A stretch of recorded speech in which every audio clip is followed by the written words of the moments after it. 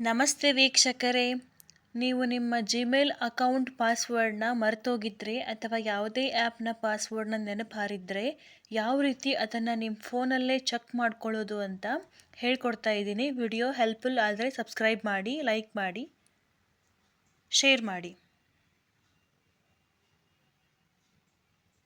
ಮೊದಲು ನೀವು ನಿಮ್ಮ ಫೋನಲ್ಲಿ ಸೆಟ್ಟಿಂಗ್ಸ್ಗೆ ಹೋಗಬೇಕು.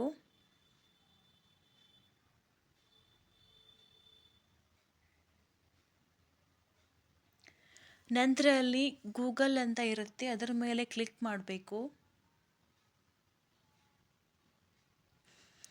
ನಂತರ ಆಲ್ ಸರ್ವಿಸ್ ಮೇಲೆ ಕ್ಲಿಕ್ ಮಾಡಬೇಕು.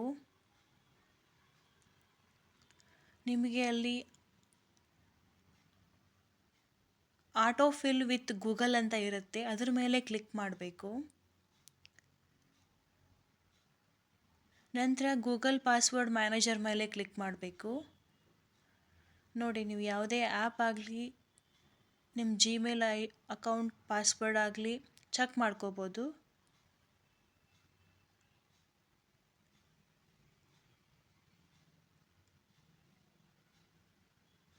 ಗೂಗಲ್ ಅಕೌಂಟ್ ಮೇಲೆ ಕ್ಲಿಕ್ ಮಾಡ್ತಾ ಇದ್ದೀನಿ.